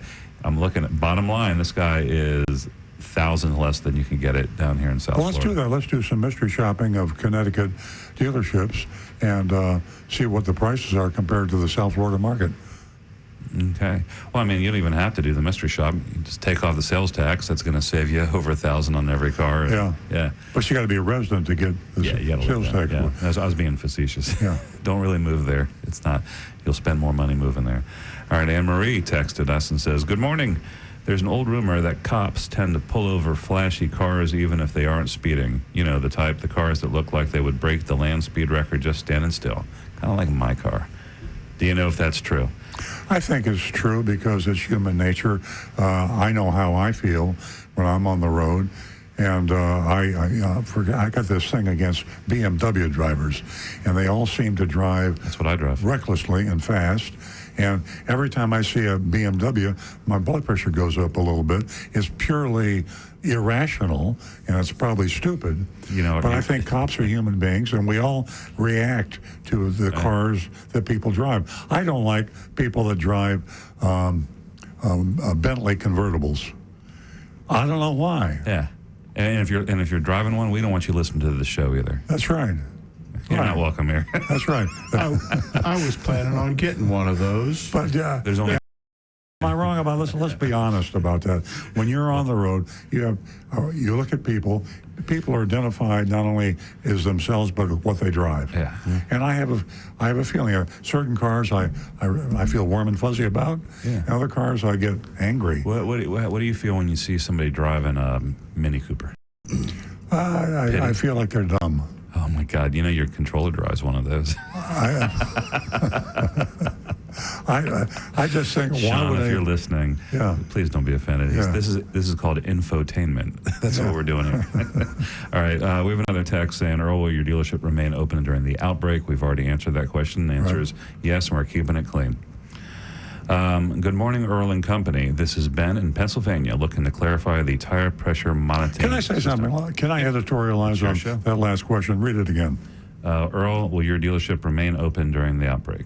Well, of course, you answered it. We are going to remain open, and we're doing it because we're taking extraordinary cleansing steps. But the biggest thing that we're doing, and if we have any federal or state or any officials, we need to have help for small businesses. We're getting it. To subsidize. They passed it last night. The House passed it. It's going to the Senate. But I don't believe it is for. I don't believe it's for an employee who feels uncomfortable about their symptoms. No, it's if you have it. If you have it. I don't think that's a way to do it. If you have it, if you have the coronavirus, the federal government is taking steps to come in and pay that person to stay home. Well, actually reimbursing employers. Reimbursing employers. What you should do is, and this is the federal government and the state and anybody, you should be able to let an employee, if they have the symptoms, even though they don't know they have it, to tell them to stay home at full pay, because that will break the cycle of the infection. If everybody that sneezed and coughed and had a temperature did not come to work and were paid 100% of what they normally make, they'd have no incentive to violate that. They would go home and there would be no exposure. Rick? I got just two thoughts on it. The first one is that might also be worth expanding to include, say, if my wife tested positive for coronavirus, obviously the contagious factor is extremely tight. We live in a small house, so there'd be a very good chance that I would get it. And you would want to go to work because you wouldn't want to be around your wife. Too. Well, he does that anyway. It's truth comes out. Hey, there is something, by the way, and I haven't really read the details, but in that legislation that's likely going to get signed into law, it did have actually like Family Medical Leave Act, FMLA.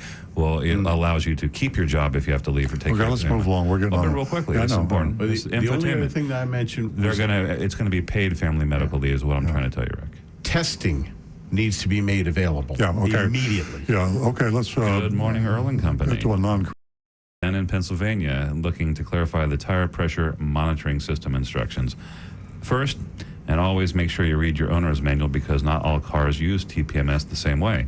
To prove my point, I undertook a quick research project this week and went through a few online 2020 owner's manuals. Honda Accord and Civic still use indirect TPMS, and their manuals give specific instructions on how much the vehicle must be driven after the TPMS set button is pressed in order to learn the setting. Ford, Mazda, Ram, Kia, Dodge, and Subaru use a direct TPMS, don't have a set button. Rick is correct. Toyota uses direct TPMS and does have a button to set the tire pressure level. I only check popular models for these makes, so please read the manual in case your model is different. Thank you for that input, and let's move to the next question. Okay, that was my plan all along. I think Buddy asked all the questions a new car buyer could possibly ever need answered. And by the way, Buddy was a caller that we had earlier in the show. By the way, I called last week with my questions regarding new seat covers for my 27 Camry. Got a call back from Martin in Parts Department same day. He explained to me my options and expected costs involved. We got them ordered, and here I am 1 week later enjoying my new seat covers. What a great job of customer service and satisfaction. Mark in Palm Beach Gardens. Thank you. Good morning, Earl. Steve from New Jersey. I'm waiting for the delivery of my factory order car. Upon delivery, if the dealer finds a scratch on the car and repairs prior to me taking receipt, are they obligated to inform me of this repair? Also, if the car was damaged in this manner, should the sales price be discounted? Lastly, can I reject delivery if the car was repainted? Great question. States have different laws. State of Florida has a law that if you have damage on a car greater than 1% of the MSRP, then you have to disclose it. I would say that if the car had a scratch on it and you ordered it and it came in and it had a scratch, you would have a right to decline it. And I think that if they paint it, there is a risk, depending on the scratch, that it could devalue the car. Anytime a car gets painted for any reason, it has less value than a car that's never been painted. That's a sad fact. You can have a car that has the best paint job that you've ever seen, and it looks like it's brand new, or maybe better than brand new, but when you put a paint meter on it, which is a device that measures the thickness of the paint, the person who appraises that car is going to say it's been repainted, even though it might have been a spot, and he will devalue the car.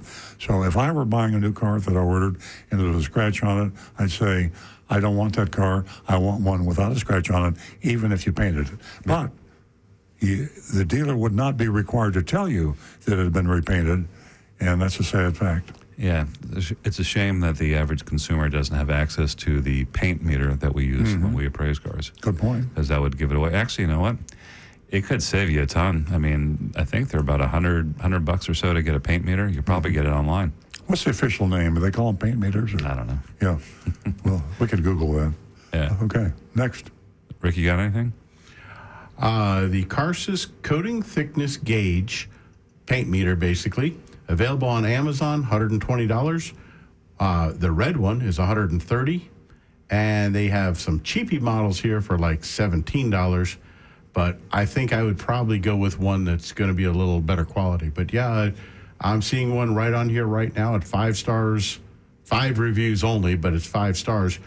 But $120 for a paint meter. Think about it. $120 could save you thousands in a loss that you'd get on an appraisal when you trade that car in. And it would be a great negotiating tool. You come in, you're looking at the newer used car, you whip out your paint meter, and the salesman's jaw drops. Right, throw a fit on the show floor. You weren't going to tell me this? That would scare them. You go around the car and say, okay, based on my findings, I'm going to offer you $1,000 less than you're quoting me. That would be really funny. Can you imagine the look on a used car manager's face if he saw customers wandering around the used car lot with a paint meter? I got a great idea. Agent Thunder will get them a paint meter. We got them. Oh, this will be hysterical. I got one in my pocket right now. Yeah, mystery shop. We're going to mystery shop somebody with a paint meter. That's great. Yeah. Hey, earlier Warren called in and was asking about what the difference between an Avalon and a Lexus. And I just had the thought popped into my head that, well, when you get right down to it, a Corvette, which is like the Golden Star American sports car, is nothing but a Chevrolet. If you're really just calling them names and you're just looking at the name. But it is a Chevrolet. A Corvette is a Chevrolet. I know, it is a Chevrolet. But it's like, it's a Chevrolet Corvette. But that's when you're looking at names and you're saying, well, I have to have a certain car because of a name. Well, okay. But, what's in a name? Yeah. A rose is a rose. In the biz, sometimes back on the paint meter, we do call it a milled gauge when we want to be fancy. Okay. We can take a couple more texts here. I think we'll get caught up because we're almost done. Good morning, Earl. I just had struts put on my 2007 Honda Accord. When is it necessary that I have shock absorbers replaced? I don't know. Rick? Very simple test. Go to the front of your car and the back of the car. Basically, just put your knee on the bumper or your hands, push the car up and down, and get it towards bouncing up and down a little bit, and then step back. If your car continues to bounce more than once or twice up and down, it's time for new struts or shocks. I like that. I've seen people do that before. I never, It's called a jounce test or a bounce test, and it's basically the springs actually control the height of the car and let the car bounce up and down, and the shock absorber simply slows and controls that bounce. What make car was this? It was an Accord. Sorry. What year make was this? Didn't say. Or is it 07 maybe? 2007, Accord. So what is the life of a set of shocks on, what make was it? Honda Accord. Honda Accord. It's going to depend on the car and your driving habits and where you go with it. I've seen my 97 Tacoma that I had, I put 270,000 miles on it and never needed shocks or struts. That's what I thought. They lasted a long, long time. A lot of cars, they'll last the life of the car. So... I have a correction to make, by the way. It's not called a mill gauge. That was misinformation passed along by my brother. It is not called a mill gauge. Don't try to buy one. All right. Moving along, Bob texted us in response to the somewhat abrasive comment that we got on anonymous feedback about the old people. It says, just to know, older folks no value, and that is absolutely true. Well, I tell you what, I'm not saying this because I'm an old guy, but we find that the older people are far more sophisticated buyers and informed buyers, and we have a high population of older people in Palm Beach County, and they're the preferred buyer as far as I'm concerned. It's the school of hard knocks. Yeah. You'll learn through your experience. Yeah. That's right. We are all caught up with our text and anonymous feedback. Well, fantastic. And now we have a very interesting mystery shopping report. Mm-hmm. And again, I think I didn't cover this as I usually do at the beginning of the show. This is something that no other radio show, TV show, anybody does. We actually go undercover, and we have a great mystery shopping person, and we use other people too. Agent Thunder is our primary mystery shopper, but we use female shoppers, and we use different people.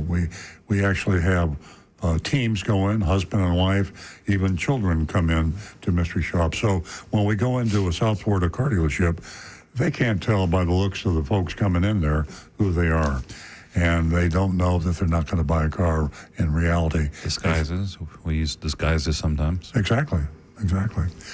So we mystery shop Southern 441 Nissan. For you folks who have been around for Palm Beach County for a while, they used to be called Royal Palm Nissan, and they were bought out by a man named Terry Taylor a few years ago, a couple of years ago maybe. 1 month ago, we investigated Southern 441 Nissan for an ad they ran promising a very low lease payment for a new 2020 Nissan Rogue, just $128 a month. We analyzed the ad, had a pretty good idea what the catch would be before we ever visited Southern 441 Nissan. There are specific things that we look for in lease ads. The first being the total amount of money required at signing.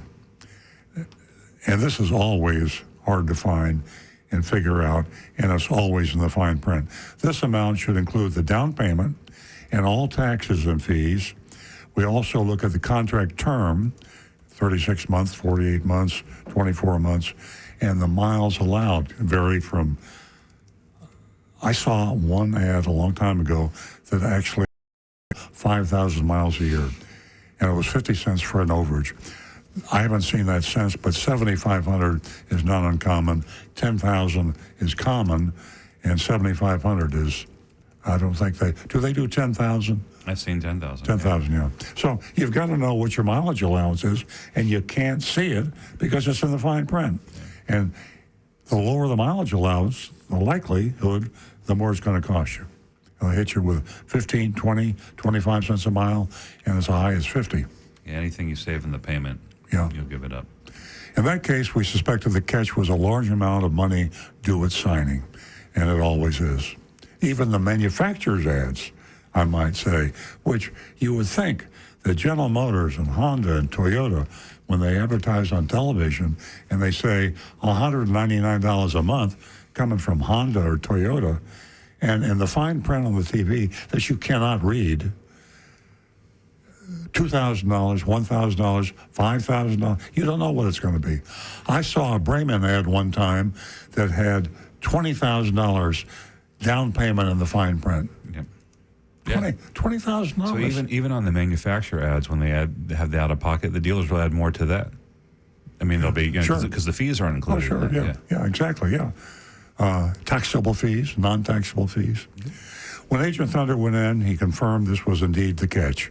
As a matter of fact, his salesman, Lloyd, addressed, this is the previous shop I'm talking about, salesman Lloyd addressed this right up front. As soon as Agent Thunder mentioned the offer in the ad, Lloyd immediately informed him that the payment would require some money down plus fees. Yeah. So some. They're trained, some. They're trained because they know that the advertisement is bait and switch, and they start to diffuse the explosion right away when you come in by, I told you there would be some more money down. Yeah, but they downplay it a lot. To get that payment, yeah. Things unraveled from there. The ad car wasn't even there in the previous shop. Lloyd and his manager, Sal, tried to switch vehicles and advised the actual payment would vary from the offer in the ad about $15 a month. Vary. It's not going to vary down. It's going to vary up about $15. Yeah. And that's a lot of money on a lease, by the way. Yeah, and that's why leases are popular. What's 15 times 36? We're all payment buyers. Everybody's a payment buyer. We make our monthly mortgage payments, our light bill, our water bill. Everything's monthly payments. Our car payment. We don't think in terms of price or true cost. We think now, obviously, $220 a month doesn't sound like a lot of money. For 12 months, it's not a lot of money, but for 60 months or 72 months, it's a lot of money. And you don't ever see the term. It's all smoke and mirrors. Finally, Southern 441 Nissan, in the previous shop, Mystery Shopping Report, would not provide anything in writing. Agent Thunder was told that an IT issue, internet technology issue, was preventing them from being able to print any sales documents. They promised to email me the numbers, but the numbers never came. Nope. Never came. We vowed to return, and honoring our promise, targeted Southern 441 Nissan again this week. They're on Southern Boulevard, right? Correct. West, out near 441. Way out in the boonies, Yeah. from our perspective. Exactly. From their perspective, we're in the boonies. Exactly. Once again, the vehicle advertised was a 2020 Nissan Rogue, but now the payment was just $94 a month. Keeps getting better. So it was $128. They dropped it. Yeah. They lied about the $128. Now they're lying even more about the $94 a month. You know, when you go so low, don't you think that people say this is silly? I mean, what if you said $1 a month? I think we did that one time. We ran an ad in the hometown news. It was new Toyota's $1, but we said we charged a $27,000 dealer fee. Right. Just to make a point. And it was to make performance a point. art. It wasn't for real. Exactly. And just last time, the fine print indicated a sizable amount to pay a fine, just like the last time. Before reading the fine print, I have to point out that this was possibly the most difficult fine print to read. Tiny, blurry black print on a dark textured gray background was partially obscured by the web ad's navigation slider, images, white dots. Yeah, I'm going to hold it up. It won't mean much to see. And by the way, that's on that page. It's blown up a little bit. When I was looking on the actual web page I got it from, I mean, I'm not a young guy, but I have pretty good eyes. I couldn't read it. Yeah, I can't read it. I can't. It read plus tax, title, license, and $899 dealer fee. They actually called it a dealer fee there. It wasn't. They didn't call it a dealer fee on the worksheet. No, they called it a doc. So it's funny. They call their own fees different names depending on where you're looking. I think these are standard disclosures that they copy and paste. And I guess. Yeah. Then it also said the blurry, unreadable fine print, $3,888 due at signing, 12,000 miles per year, zero security deposit required. They all say zero because It sounds good. Zero I security think it's deposit. required. I think, Oh, do they? yeah, I do think that's like there's a legal thing you have to say whether there is or not. I haven't seen a lease ad with security deposit. No. I mean, I haven't seen a lease that requires one. Yeah. In the past, if you had like a credit issue, they would let you put down security deposits to get approved. But So I think it's required to say that, though. So it shows how on top of things our state government is. Yeah. It's required to say zero to security deposit It's obsolete. when nobody is charging security deposit. It's obsolete. Yeah. Passé. With approved credit, must finance with Nissan Motor. See dealer for complete details. That says everything. That's anything. Everything we said means nothing. See the dealer for the Well, details. the details are is the payment is really $300 a month. And the offer expires on April 2nd, 2020. So there was the big out-of-pocket, which was not inclusive of the big dealer fee, and which didn't include other hidden fees. Since Agent Thunder had been there recently, we gave him 2 cover stories. Very good. He could use either one, depending on the situation. And you got to be fast on your feet, right? And Agent Thunder is fast on his feet. By the way, he had a baby last night. You mean his wife had a baby? Well, they had a baby. That's good. He didn't birth the baby personally, but I'm glad. And a boy or girl? it's a boy. Boy. Mazel tov. Oh, they knew that already, yeah. Okay, here's the first undercover scenario, depending on the circumstances. If he sees Lloyd, that was the salesman that he saw the first time he mystery shopped, he's returned to try again to lease a new Rogue and is super excited to see an even lower payment advertised. And this is assuming, of course, that Lloyd wasn't watching the radio show. Well, we take chances here. There's a certain amount of risk that we do. Scenario 2, if he doesn't see anyone from the shop, give his real name and proceed as new. And his real name, we used the phony name the first time. So, speaking in the first person as if I were Mr. Thunder, I arrived at Southern 441 Nissan in the early afternoon. Place was dead. Nothing compared to the scene last month. I walked into the showroom and looked around. No Lloyd was in sight. No Sal, the manager. I was greeted by Richard, and I launched into the scenario 2 cover story. I told him how excited I was to see a new car payment under $100. Richard was enthusiastic to help me and suggested we get started. We sat down at the desk. Richard asked to see my driver's license. He used it to enter my info into a computer. He asked me to ask me some more questions and for my phone number and email address. It just occurred to me about this driver's license thing. Is there anything in the privacy laws that prevent car dealers from taking all that information on a driver's license and using it in some way? I don't think so. There's not, obviously there's no social security number, but as far as conducting a transaction, you definitely will need an address and a name. Yeah. So I think it's okay. We talked about the ad. Richard, just like Lloyd, began by advising me that the payment required some money down. Real quick, though, they are obligated under law to protect that information, though. Yeah. They can't let that lay out on a desk. So if they make a copy of your driver's license, they can't leave it out. It has to be under lock and key. And then probably most car dealers don't adhere to that very well. Yeah, I believe it. And it was on the base model. He assured us we'd be able to find the one that I like for a great payment. I told Richard that I was fine with the base model and said something about new cars being very well equipped these days, and they are. I mean, base models used to be stick shift, no air conditioning. You're still going to get power locks, radio, windows, all that. So. Yeah, you get base models, not a bad deal today. Richard said he would do his best to get as close to the ad, but I should expect the payment to vary some. Of course, we know which way it'll vary. Same word, too. Isn't it amazing? You come in on it. Can you imagine going in to buy a refrigerator?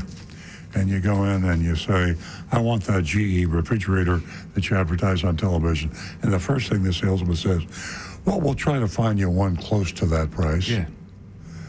They just, no other industry, retailer would dare say that the advertised price, naturally, we're not going to be able to sell you the car at that price, but we'll try to come close. I was fascinated that 2 different mystery shops, 1 month apart, 2 different salespeople, they use the same word. The payment may vary. I'm just picturing the sales meeting. Now repeat after me. Payments may vary. Yeah. Payments may vary. Yeah. I waited for Richard to get the car for us to drive. He came back, reported that it was up front waiting for us with the air conditioning cranking. The test drive was entertaining, informative. Richard gets credit for good salesmanship. He made me want to buy from him, although the $1,973 addendum on the car kind of killed my buying mood. Did you see what was listed on that addendum? What that $2,000 is buying? I didn't look at it in detail. Door edge and cup guard, window tint, leather guard, fiber guard, and paint guard. Lots of guard. And that whole package is probably worth about $150. The window tint might be if it's a good quality window tint. The rest of it's worth zip. $1,973 for, let's be generous, $500. Yeah, being very generous. Back at the dealership, I was given the trial close. Richard wanted to know how I liked it, if I'd like to take it home with me. I said I think I might, while pretending to suppress a smile. Richard asked me how much I was willing to put down. He said to get the ad payment, I would need something in the neighborhood of $7,000. Now, remember, we responded to an ad that all you could see was a monthly payment. And $3,800 in the pocket. And here we are. He's doubling it. Yeah. I pretended to be shocked. I don't know why he pretended. He should have been shocked. Well, he knew what was going on. I know. He knew the other foot was coming I said down. I was hoping to keep it under $4,000. I mean, I knew I was going to get screwed, but I didn't know I was going to get screwed that bad. Yeah. So Richard said he would print out some options for me. No IT issues today. Computers were working on the shop. He printed a worksheet for me to review. The right side broke down the purchase options, and the left side had a grid that showed lease payments and various down payments. Almost like a four-square kind of a nonsense thing. The purchase option showed a huge $6,950 discount off the MSRP of $25,530. But when the $1,973 addendum amount, and that was for what Rick just itemized, window tint and fabric guard and leather coat and nonsense, maybe a $500 value, $1,973 addendum was added. Then they added $345.50 in taxable fees, another name for a dealer fee or a hidden fee, and $899 a dock fee, which is a dealer fee or a hidden fee. So the hidden fees are $1,300, and the dealer installed accessories or the addendum, the overpriced, undervalued addendum sticker, were added before something called but wait, there's more. A worry-free lease. Worry-free lease in the amount of $1,699 was added. I mean, this is unbelievable. I mean, they have it all. The hidden fees, the non-taxable fees, and the worry-free lease, and the nonsense addendum label. Royal Palm Nissan has it all. To quickly recap, Richard discounted MSRP by $6,950, but then added back $4,916 before sales tax and tag fees. The lease matrix on the left side of the worksheet wasn't any prettier. With a $39.99 down payment, the monthly lease would be somewhere between $244. Right, come on. What did we come in on? $94. $94. I came in on $94. Well, you came in $94 a month with $38.88 out of payment. Now it's got the same amount, and now it's 3 times the amount. And then, if you want to get the payment down, $4,999. Can we call that $5,000 rounded off? It would be $215 to $225. And the $5,000 with $6,000 down, it'd still be double the payment would be $186 to $196, and that's a range. They're not even giving you more than double. More than double the ad payment. Yeah, double. Of course, none came close to the $94 ad payment. The bait, $94 a month. Even the option with $39.99 down, close to $38.88 required the fine print. The payment was $150 more than the ad payment. Not even an attempt to be anywhere close. That sure did vary. Yeah. I pretended, big vary. I pretended to ignore the inclusion of the $1,973 addendum, but I asked about the worry-free lease. Richard said it was a good idea to include it as it would protect me from charges most lease customers incur. He also pointed out I would make this. I haven't seen this before, You ready for this? For the worry-free lease, he was asking me to make bi-monthly payments that would match my paycheck deposits.